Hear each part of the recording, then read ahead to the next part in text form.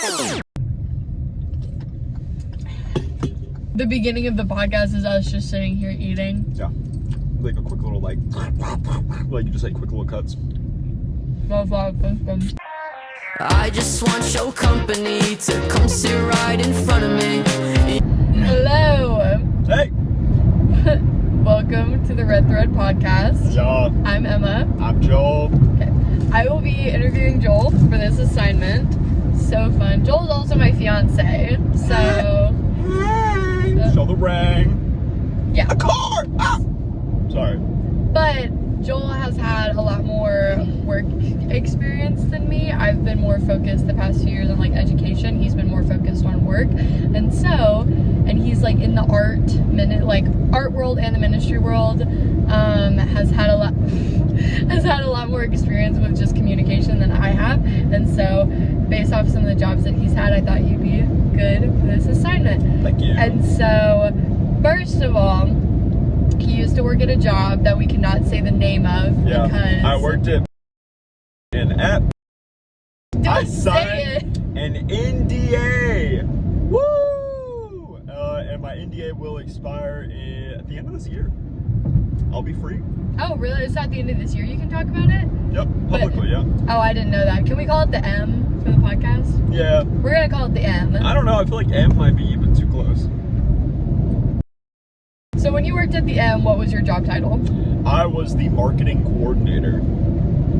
And basically what that means is that initially I was just meant to do like sales, like emails and like stuff like that to schools because it was a study guide company, like a test prep company, so it was very like in the education industry.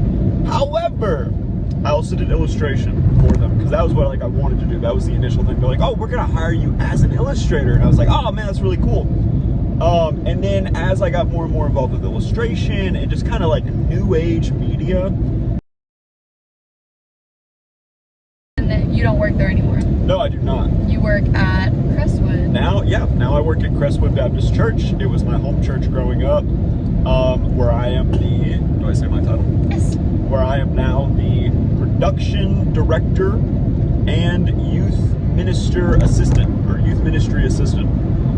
which is really cool. I really, really like it a lot.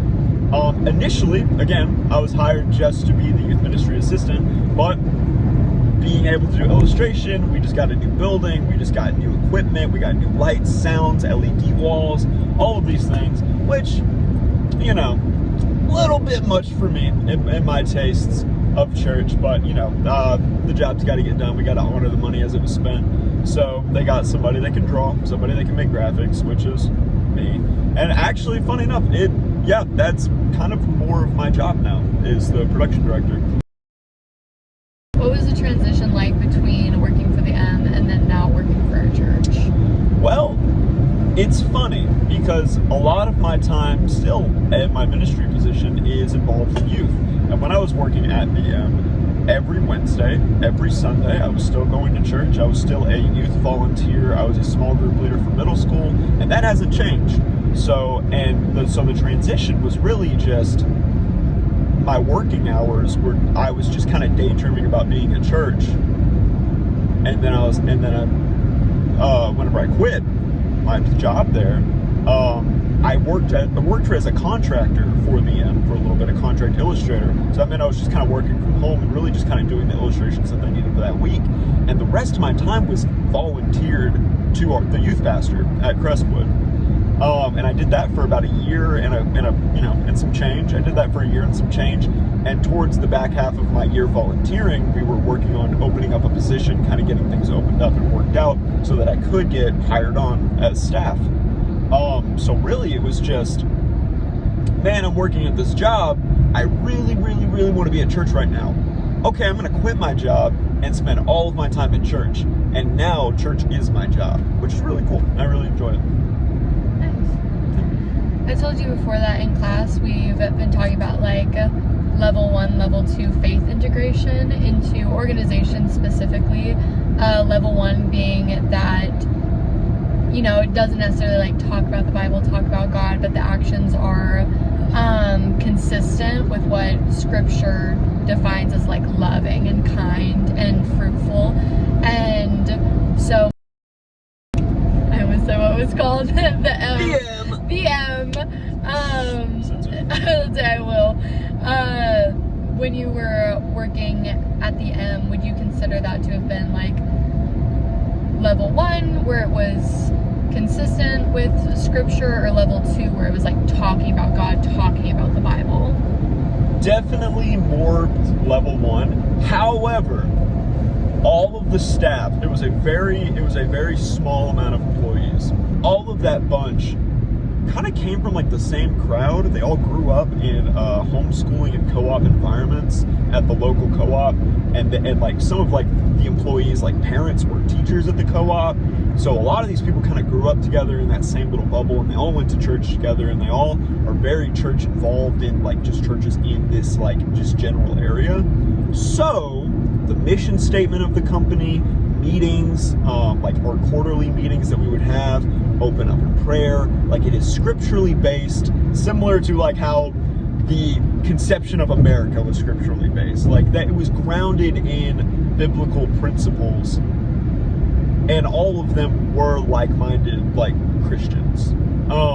So where I think it does kind of dip into the level 2 area just a little bit is that my coworker and I, is that we would have conversations to pass the time, and a lot of them ended up being like, you know, ministry focused, theologically focused, just things like that, especially because it's like, hey, I'm about to go to youth, I'm about to go volunteer at youth, and this is what we're going to be talking about. What are your thoughts? And we would just be open. So it's like the dialogue was always there to have, but that was in passing, that was in conversation. Yeah.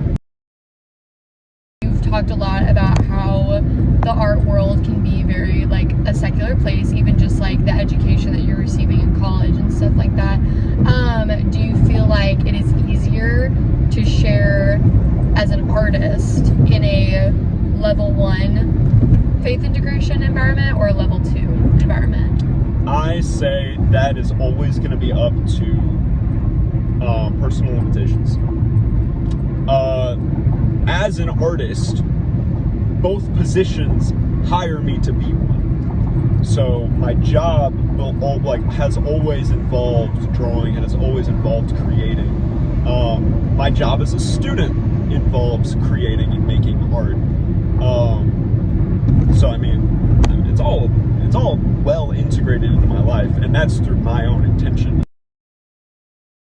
In the same spirit for the next question of just like sharing your art, when it comes to then like sharing opinions in class, we talk a lot about rhetoric, which is persuasion through speaking and writing, and then also in one of our Mere Christian podcasts that we got to listen to, Jordan interviewed Jenna Barrett, I believe. Oh, yeah. And she is somebody who works for Choice Hotels in like a very top position as a super young person. And throughout his podcast, he was constantly emphasizing like, as a young person, how do you get your voice in there? How are you able to like get people to listen to you because you're so young? Like it was just, it was massively emphasized in that episode, and it made me think about how I think that you are a very like bold person, and I was wondering yes, guilty. And I was wondering if you could explain, like, as an artist and in ministry, like being, you know, the production's manager, director, what is it? Director, yeah. Director, and then assistant youth pastor, but still being very young, and this is a church you've grown up in your whole life, so these people have seen you from like ages 7 to now.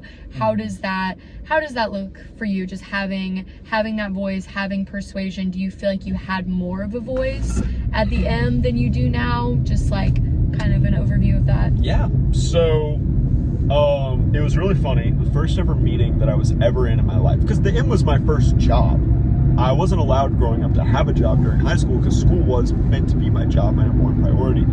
And then I also did band, so it just would have been like a lot to juggle, I think, in my parents' eyes. But it was my first job. Meetings, things like that, and also like most people's first jobs are like minimum wage or like, you know, some sort of like retail or like customer service, like things like that, you're not really going to meetings and like talking about statistics and sales and like just things like that.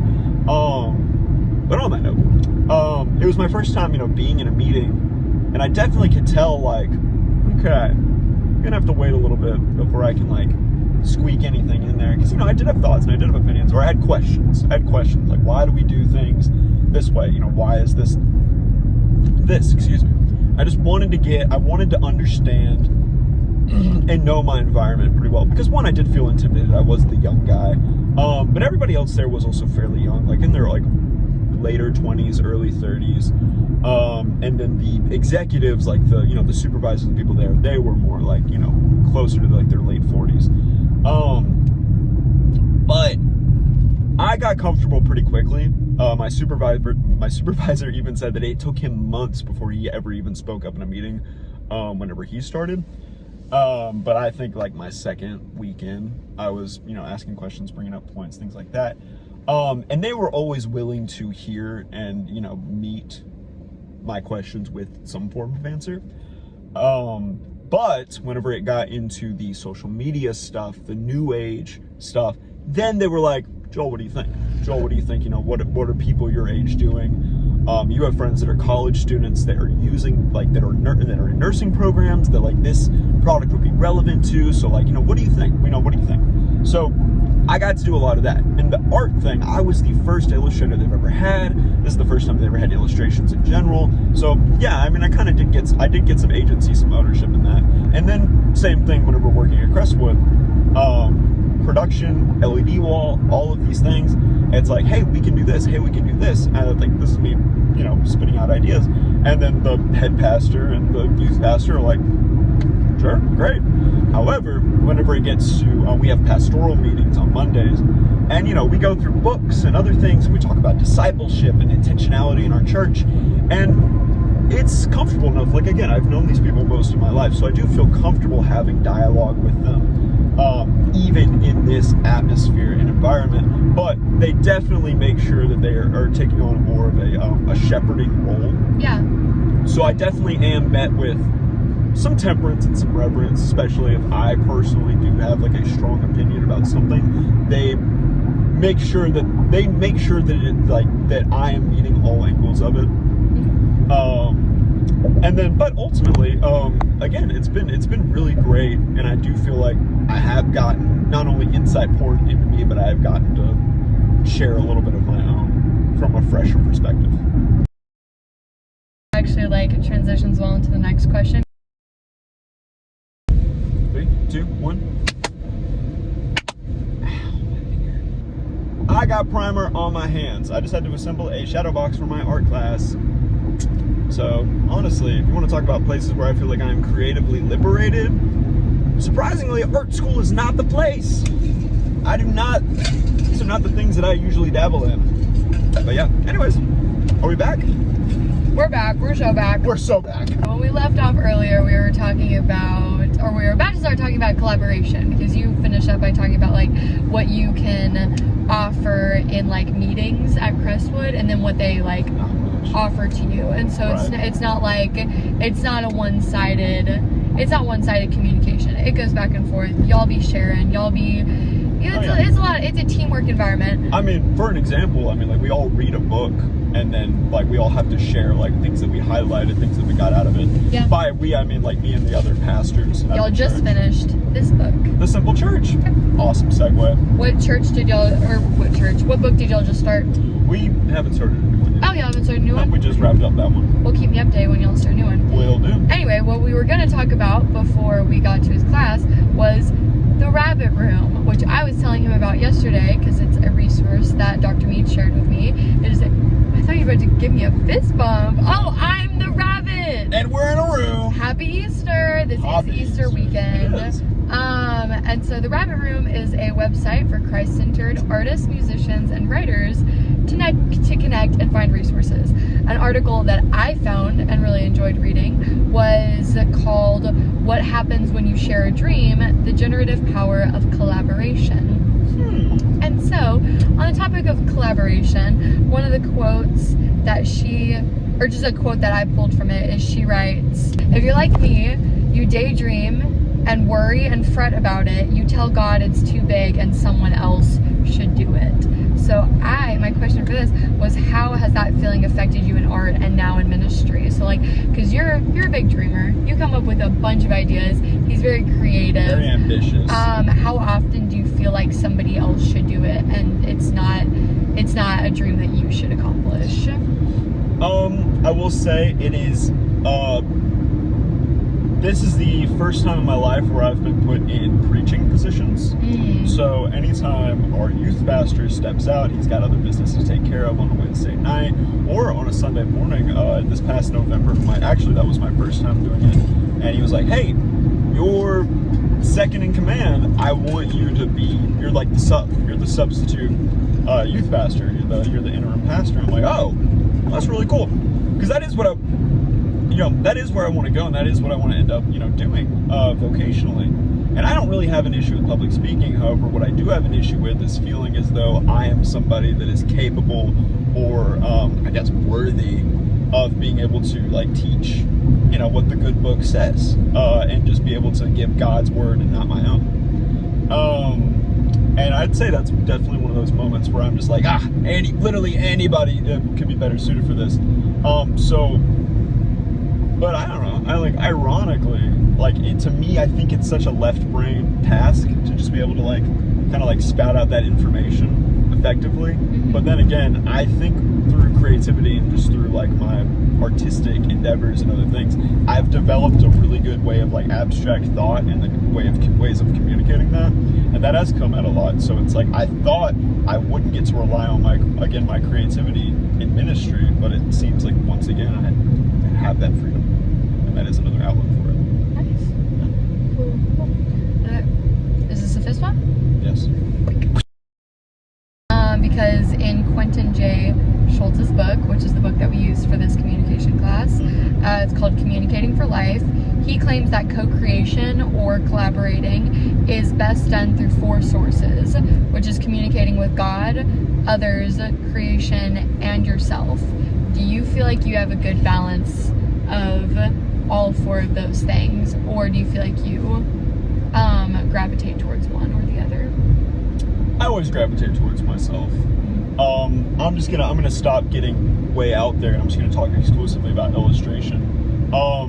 Anytime I illustrate a new background for sermons, I definitely do collaborate with the head pastor. I collaborate with the youth pastor as well, just because it's a good guy to bounce ideas off of, and we have production meetings now, so that does facilitate those conversations. But really, those are the conversations where I brainstorm with them, if at all, and the rest of the time I'm just relying on me and what I'm able to do, which is kind of just the way it has to be, because everybody else is busy in their own areas, and I really, being the part-time employee and being the part-time staffer there, it's I have a little bit of a more unique schedule than they do, so I don't really line up with them. So it would be hard anyways to facilitate those conversations in person. Now with God,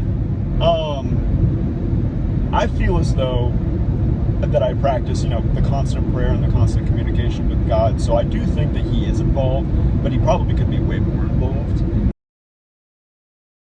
I have one more question. Cool. Yay. I'm having so much fun. So I put, you've embraced full-time ministry. That's what you want to do now instead of going in the art education route, but you're doing that without compromising your art. You're still managing to do both. And you've talked about how, again, art can be a very secular world. Yeah. And so I just wanted to ask, what advice would you give somebody who still wants to be in the art world but puts their faith into that? So just faith integrated art. To have your faith integrated into art, you need to integrate your faith in everything else as well. It can't be a one or the other. And the reason why I say that is just because there is a war, especially in art. You are putting yourself on the front lines of being around people that believe their worldview more than other Christians around you believe in God. And they're way more sure about that because the things that they know and the things that they rely on are the things that they can touch, see, and feel. So they are way more assured sometimes than things that we put our own faith in, because God does not make himself physically known. And that's, that's just kind of part of the deal. And that's, the reason why we have faith in the first place.